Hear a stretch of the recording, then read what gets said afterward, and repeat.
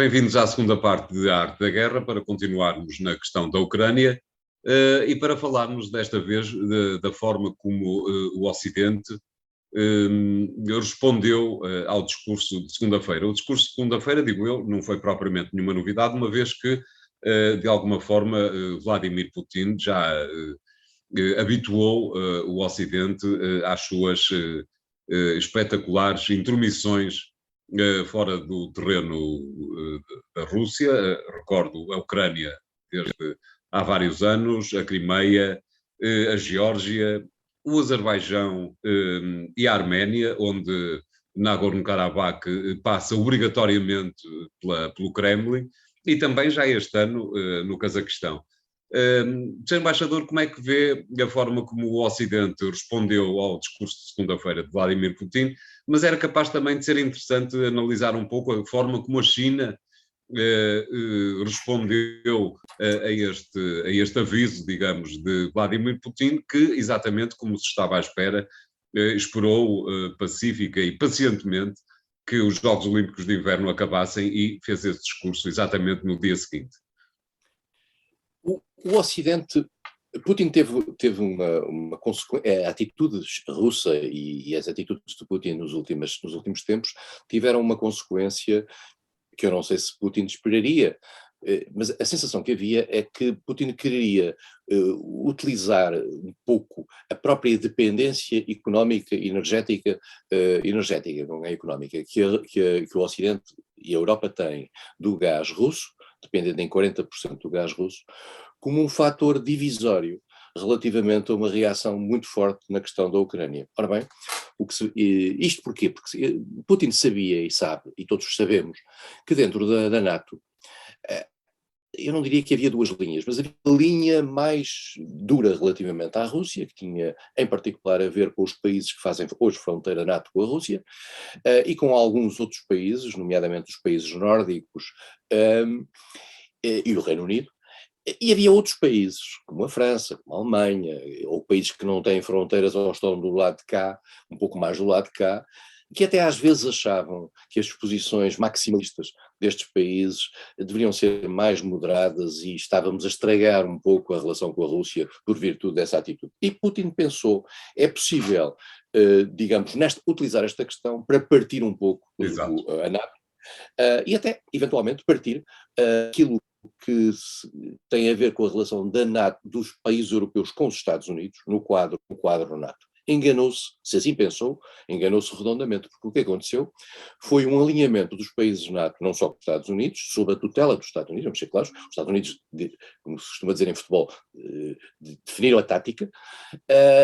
Mas até aí havia a possibilidade de haver peço desculpa por interromper, até aí havia a possibilidade de haver uma ruptura, exatamente porque Donald Trump, o anterior presidente norte-americano, de alguma forma desfez essa boa aliança que havia no seio da NATO entre a Europa e os Estados Unidos. Sim, mas o que é curioso é que Biden também se falhou na perspectiva russa. Putin provavelmente terá pensado que a autoridade de Biden nesta relação transatlântica e sobre a NATO e a importância da NATO na relação com a Rússia não era suficiente para evitar que alguns sinais de dissenso pudessem aparecer. Não foi. De facto, os Estados todos alinharam da mesma maneira, com maior vontade ou menos vontade, mas alinharam todos, e, portanto, a Rússia encontra-se perante um bloco.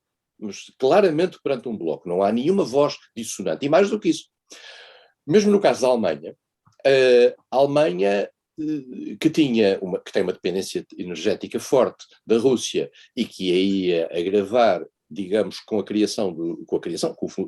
colocação em funcionamento do gasoduto Nord Stream 2, que já prometeu que não utilizará, não é? Não certificar, o que significa uma perda extraordinária. Estamos a falar de um gasoduto que vem diretamente da Rússia para a Alemanha pelo Mar Báltico, é uma coisa extraordinária em termos de custos financeiros dessa operação. E, portanto, a Rússia pensou que podia utilizar um pouco esse espaço de manobra. Pensou que eventualmente podia utilizar um pouco o pensamento diferente, estratégico que a França tem. Ora bem, não obstante algumas nuances, França e Alemanha mantiveram-se muito, muito próximas e muito próximas da posição americana relativamente ao essencial da relação com a Rússia. E por isso mesmo, aquilo que tinha sido o trabalho feito no âmbito digamos, dos países europeus, União Europeia, e quando digo União Europeia, falo em países NATO e não só, porque dentro da União Europeia há países que não são NATO, a Finlândia, a Suécia, a Áustria, a Irlanda.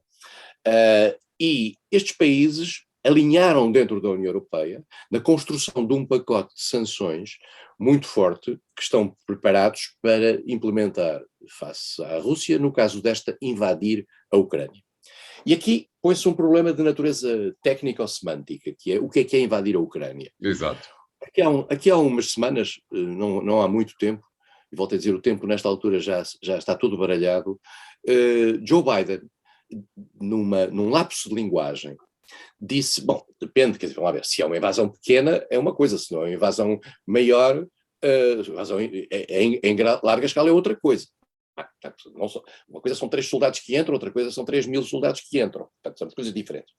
Teve que voltar atrás nessa frase, teve que corrigir isso, dizer, não era bem isso que eu queria dizer, eu queria dizer que invasão não sei o quê, embora incidentes de fronteira, não sei o quê, e isso na altura foi explorado.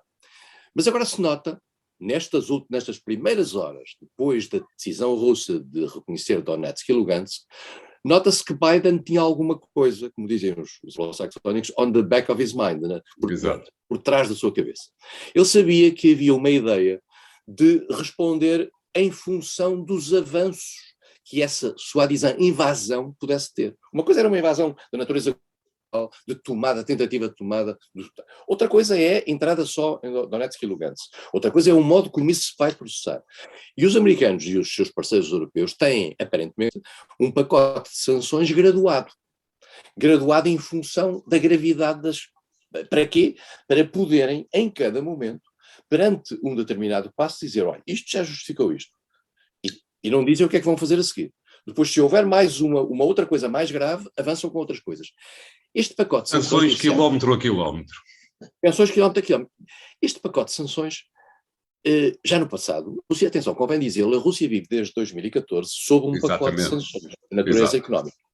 Mas são sanções, eu diria, relativamente leves, ou pelo menos já foram incorporadas muitas vezes neste quadro internacional das sanções. As sanções acabam depois, num determinado momento, por já serem incorporadas no dia-a-dia desses países, e os países acabam por encontrar maneiras de rodear. E estamos, portanto, neste momento, com um avanço de pacotes sucessivos de sanções em função daquilo que forem os passos dados pela Rússia que possam configurar uma ruptura da ordem internacional. Há aqui um ponto que eu gostava de sublinhar. Nós costumamos aqui falar que o secretário-geral da ONU, e a ONU em geral, não tem uma atitude, digamos, de intromissão naquilo que são os interesses dos países membros permanentes do Conselho de Segurança.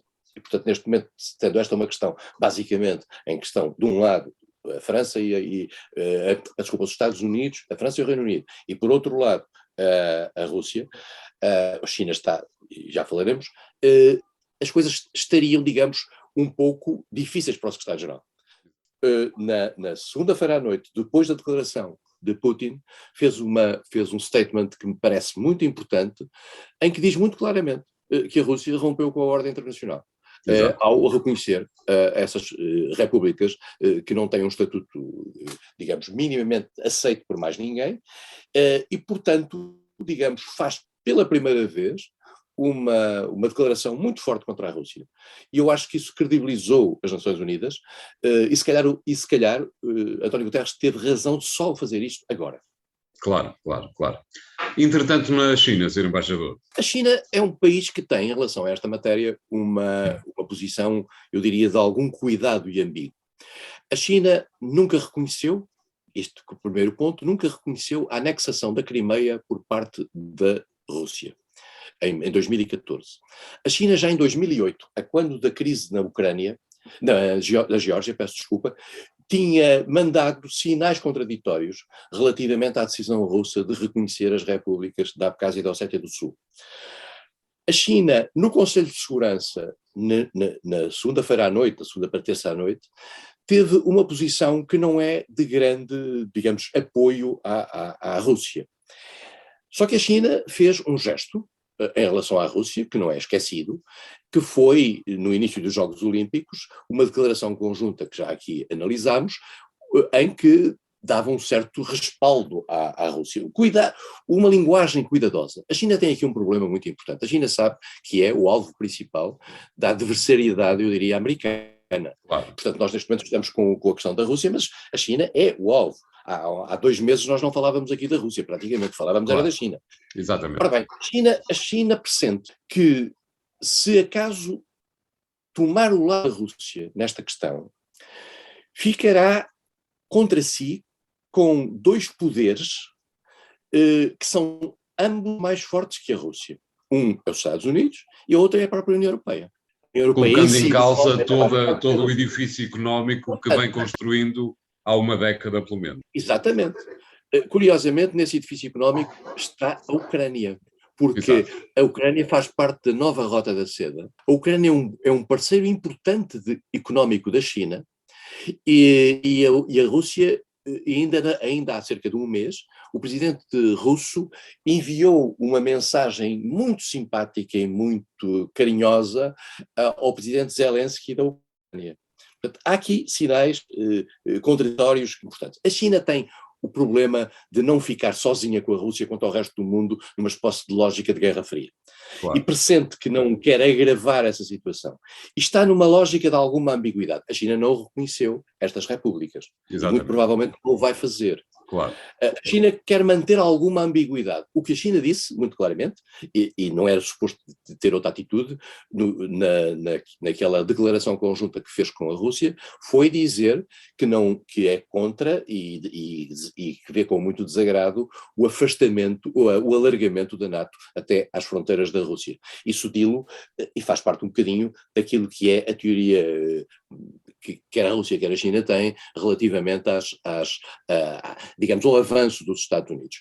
Agora, o separatismo não é necessariamente algo que agrade à China. Claro. Amanhã poderia ser invocado por Taiwan para dar um passo em frente com o apoio americano. E, portanto, a China não quer ser vista como incoerente, promovendo o separatismo no Donbass e não deixando o separatismo em Taiwan. A China continua com a política de que Taiwan é parte da República Popular da China e regressará à China quando logo se verá.